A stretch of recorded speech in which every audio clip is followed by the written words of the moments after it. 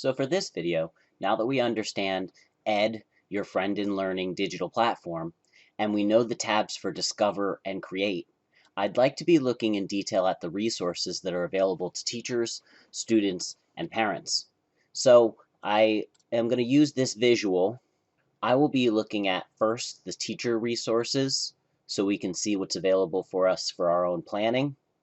We will be looking at student resources, which shows where we can actually assign work, which will provide parents and students practice at home. And then we're going to look at specific additional resources such as virtual manipulatives, learn videos, and mini games that you can assign digitally so that students can work interactively at home.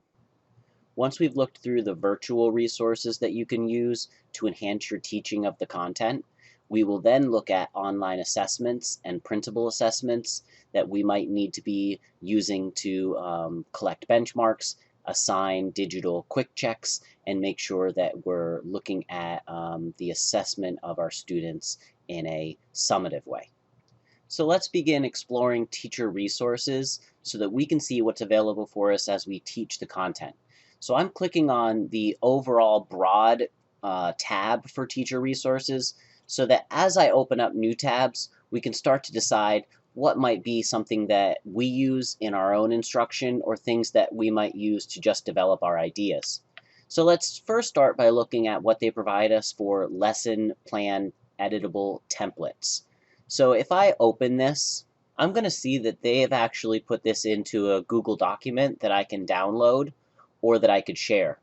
But what's helpful in noting the lesson plan is seeing some of the things that are provided in the teacher edition, which would be the chapter opener or essential questions as we develop their prior knowledge. Now, that is really helpful for someone like me that's getting back into learning about the way that we teach the math curriculum. So if I go back to the teacher edition, I'm going to see where it gives me the background. I'm going to see where it gives me a description of what types of examples and outcomes students are learning towards. I'm going to see the typical pacing for that lesson and what it is that I'm working from day to day. And again, before on the lesson plan, it had open here, what's your essential question? Here, I'm finding that essential question is given to me in the planning guide. So you might find that this is extra or not needed, or might be helpful for you to click into. So now I'm going to click through the pacing, and I'm going to find that once I get to the beginning of chapter 1, I can see, oh, the chapter opener. It actually gives it to me right here. As long as I keep this tab open, I can teach with it. So it's important to note that the first lesson plan that I looked at was just the overview of the chapter, the kickoff, the initial setup and recalling of prior information. I want to look at the next lesson plan because you might find it even more useful. You're going to see that it's going to give you your actual list of materials. So this might be helpful for you in order to either copy paste into some of your other documentation for parents to know that they might need to have their counting cubes available, or they might need to have a set of counters available for the student as well as number cards or word cards. So that might be something helpful for you. What I also find very helpful with the later lesson plans is it tells you the pages that the teacher or student are using to either engage, learn, work on activities, or try. So I think that's helpful if you're someone like me that is double checking as you go back and forth between the edition, the teacher's guide, and the lesson plan. I've now learned that the lesson plan, maybe I'll use it, maybe not. But check this out. If you are using Screencastify or any type of video to provide students with structure for the content, click on class presentations. This is fabulous. What this allows you to do is truly present your information through Screencastify to students as if the book was right in front of you. it already has the essential questions listed for you. Good morning, students. Today we're going to be learning how to compare two numbers. Let's look at the picture. You probably have the picture on your screen. Tell me about the kids in the picture. Tell me about what you see. Boys and girls, let me read this to you. You think about numbers. 1, 2, 3, 4. Hear the mighty ocean roar. 5, 6, 7, 8. Time to play, so don't be late. What's next? 9 and 10. Let's start all over again. So now that I'm looking at these numbers, I'm able to be thinking about how I might compare the two. So how do you compare two numbers? So if I've given you that frame of how you might present your content, it's really easy to click through these presentation styles and make that something for your class lessons. So far we've looked at the lesson plan. So far we've looked at class presentations. Now, I am a big fan of school-to-home connections. But inside of the school connections, you have 2 or 3 activities that you can spread out through the week. So if I open this, this is something that you can assign so that parents are able to print this out or work with their student at home. It might be something helpful for you to add into your weekly plan. So maybe every Wednesday is a school-to-home connection. So here it gives me an activity that I could do with my family at home, and there's 2 sample activities that you might use. I'm a big fan of school-to-home connections. I'm going to assign that because I know I'm going to be using that for my class. So the assignment name, I could simplify this, but I'm going to actually just leave that. I put a start date of the 9th, and you can put your end date, and I'll end it in August, okay? So it'll say, read this form with a trusted adult. Decide if you would like to work on activity 1 or activity 2. If you are really brave, try both. so now I've assigned this to my class. I could have individual groups that I've set up, but I'm now assigning that to my classes. So now if I go inside of assignments, I have an assignment that is submitted for my class to be able to click on and work on whenever I might get that time to work on it with them, or they have time to work on it at home. So again, I'm going to go back to teacher resources. We've looked at the lesson plan. We've learned about class presentations, which I really like. Those are your Google Slides already done for you in particular pieces. All that I had clicked on in the beginning was the overview for the class presentation. If I go down below, there's another class presentation for section 1.1. So my first presentation that I clicked on earlier in the video might have been day 1 or just the start of my lesson. But now I have more for the next section to be working on. What are our learning objectives for the day? Can you count from 0 to 10? You try. I can understand the concept of 0 by counting back. There are worksheets for this that we will see in student resources. However, it helps the teacher, the parent, and student to be able to see what we're working towards. You could have them pause this and try this at home in your video. Count to the numbers and blanks. There's also engagement. So this is when parents could pause the video and work at home with number blocks. Again, these are activities that they could be working at home that you're guiding them through. I'm sure you'll be clicking through these different things as you learn, but I want to show you that these class presentations I've found are very helpful. So again, I see another lesson plan. I'm not going to click that, but I see a class presentation I might use when I teach. So if I'm inside of the teacher resources, notice that it's all the same thing. School-to-home connections, there's a lesson plan, and there's a class presentation. Those are the 3 things available in this resource. So now that we understand more about teacher resources, ways that we can build our content and delivery, I'd like to look at student resources. There are different things inside of the tab for student resources that allow you to add it to your plan so that you can teach with it to provide additional supports. You can also assign this to your class or individual groups of students for additional work either on the higher part of the spectrum for enrichment or for more practice for students that might be struggling. So if I look just quickly, there's going to be 4 different types of student resources. They can be extra practice and homework, fact fluency, reteach, and enrichment. So again, you're going to be clicking through this as you learn more about it, but let's look at what fact fluency looks like. So this is something that you can assign to your student, or you can assign to your class. So this is chapter 1, fact fluency, and you can see that there are multiple pages for students to work through. So depending on student, teacher, or what your class is needing, you can assign particular pages for students to either work digitally on their computer or print out and produce work to be shared. So that's fact fluency. There's also extra practice and homework. Instead of adding it just to your plan, you can actually assign this for a student to complete at home. So let's assign it.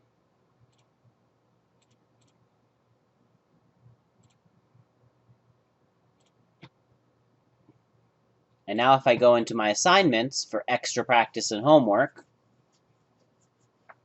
it's telling me which classes haven't worked on it, but I can open it to see. And this actually says extra practice and homework. And again, this can be work that I assign for a student to fill out on their computer digitally, or for them to print out and complete. So that's extra practice. Let me go back to Discover, back to Student Resources. So we've looked at extra practice, we looked at fact fluency. Let's look at reteach. Again, you can assign it or you can just add it to your plan. And inside of reteach, this is giving us different activities and things to do. All of this, again, is included for Chapter 1. So there's a lot that you can assign and give to students, as well as enrichment. So these are more differentiated lesson structures that might help students that want additional things to be working on. So I like the student resources. There are many different available for you to add to your plan or to assign. So for this portion of the video, I flipped back to kindergarten because I wanted to show you that not all of the resources are the same. So inside of additional resources, there's no virtual manipulatives. There's also no learn videos in kindergarten for the available resources. They do have mini games available, so we'll click into that. But if you're seeing some things that might be missing, maybe you will go find some useful videos, or colleagues will share additional content if you would like to add additional resources in. But let's look at the mini game, and I just clicked on this for all of them. What you'll notice is there's no mini game for Chapter 1 or Chapter 2. The first mini game that's available is Chapter 3. So some things aren't going to be there particular to the chapter. If I go to grade 1, they do have virtual manipulatives, learn videos, and mini games. So if I was a kindergarten teacher, maybe I would go into first grade content and see if I could find some helpful virtual content that I could apply into my kindergarten lessons if it's doable. But let's go into the mini game for, oh, look, there's no mini game for Chapter 1. There's only a mini game for Chapter 2. Let's just open it to see how it's played. Mini game, pop, addition and subtraction within 10. What's neat is that they could do this on the computer. They could also do this on the tablet, so it might look or play a little differently. The colorful bubbles are so beautiful. Let's have fun popping them. Okay, new game. Level 1. Complete the equation by selecting the bubbles with the correct answers. So this game confused me at first. you have to click outside of that info box in order to start actually playing.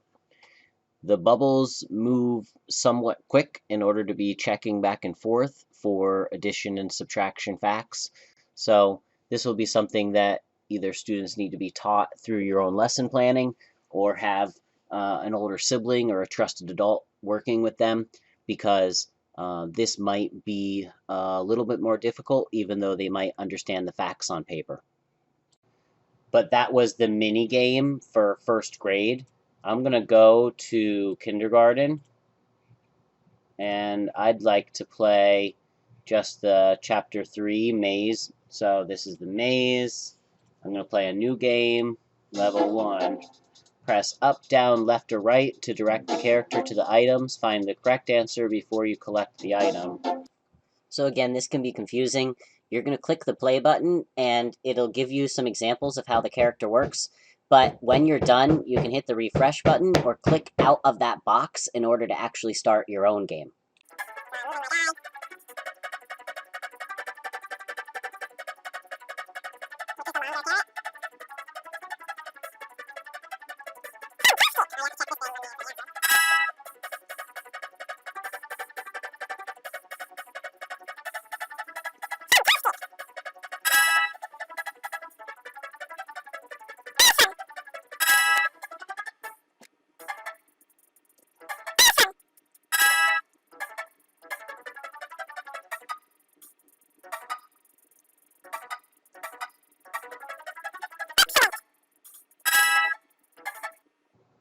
So that's the maze.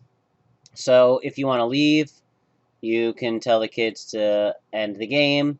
And so those were 2 of the mini games, 1 for kindergarten and 1 for first grade.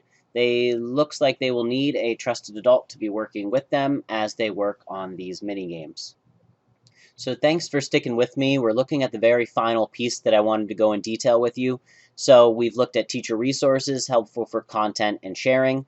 We've looked at student resources, things they can use at home, things they can print out, things that they can work with a trusted adult to practice for knowledge. We looked at virtual manipulatives that kindergarten does not have, but that first grade has 1 per chapter usually. So it's a way of practicing either with the class or independently for the student. There's Learn videos that help share content information. You might already be covering this, so you might use the video. Maybe you'll assign it for fun. There's some mini games that are going to be fun for students if and when they can figure out how to play them, because they do need a little bit of support in knowing how to click and start each game. For online assessments, there's a few different types. There's a quick check online assessment that you can assign and look through. There's independent practice, and there's the online chapter review. Now, you can just add it to your plan and do it with your students, or you can assign it to your student. Understand that if you're assigning it to your students, that you need to pick and make sure the date is set up and that you've given good directions, because this layout might be difficult for a student to understand. They have to get used to clicking the start button and following directions. If they're not selected inside of these text boxes, the answer won't go in. So for instance, if I don't know to click down after my first answer, that will be confusing. So as you work through, you'll see that I'm just going to choose any random number, but this will give me the data of how my students are performing. So that was online independent practice. This is a quick check information.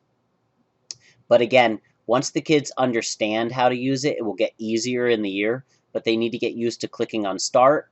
And then for this particular one, they need to read the directions. Now, below, it will read the directions to them. Match the toys that show the same number. Drag the correct answer into the box next to the toys. So some of it is filling in the blank, and some of it is click and drag.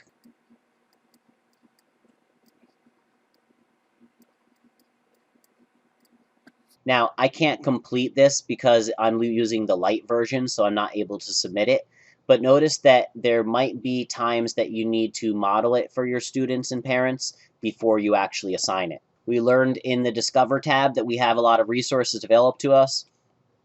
We can create an individualized plan that we can teach from, and we can assign work to our students so that we can later look at the data report and see how they're working. If I wanted to, I could create individual groups that might either provide additional supports for students that need enrichment or students that need extra practice. There's a lot that I can work on as I'm using this online tool. Now, I was looking at the general overall resources. Again, if I wanted everything in one place, I'm going to click on Chapter 1. And when I look at the resources for Section 1, now I'm going to see all the different types that we just went over. So you can see there's a teacher edition, the lesson plan, the class presentation. Oh, here's a learn video. Oh, here's independent practice. It's really a great platform for going through and saying, okay, I want it, add it to my plan. Oh, I want this for sure because we decided we really like class presentations. The learn video is good. I'm going to add it in to my plan so I can show it to my students, or am I going to assign it to them so that they watch it at home? I think I'd rather assign it because it could be helpful for them to be learning and watching at home, and parents might like them to be able to practice in a slow, organized manner. Oh, here's online independent practice. I'm going to assign this.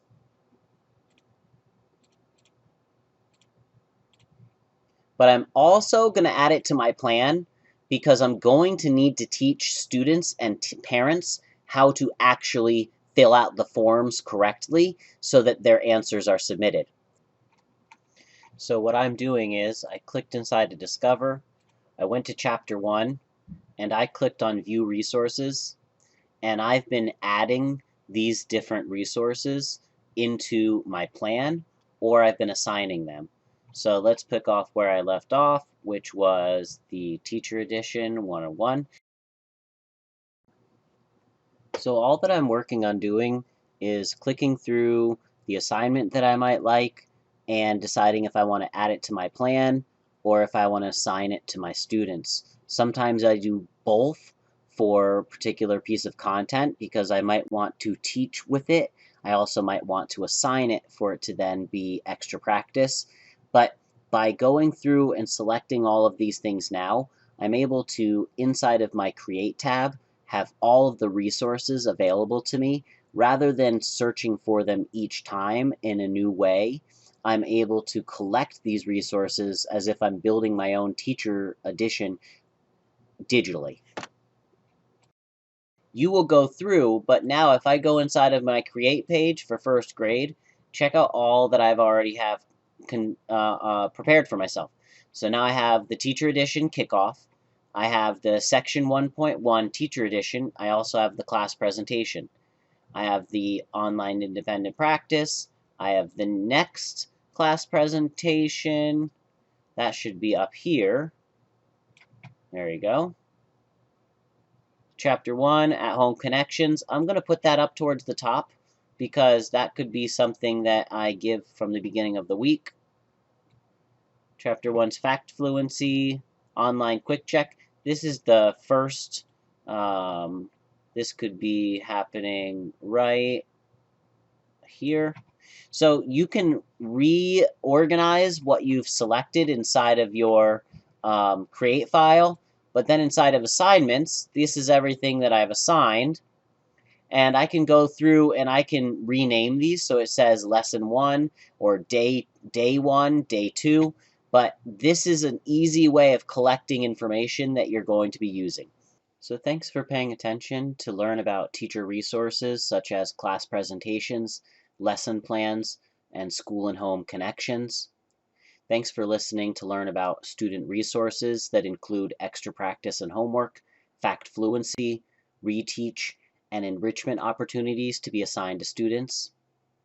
We learned that kindergarten might only have mini games, but there's virtual manipulatives, mini games, and learn videos available on this digital platform, as well as online and printable assessments. The online assessments are quick check, independent practice, and online chapter review. Thank you for paying attention to this long video. Hopefully it's helpful to you and saves you some time as you're gathering your information to prepare for next year. Have a wonderful day.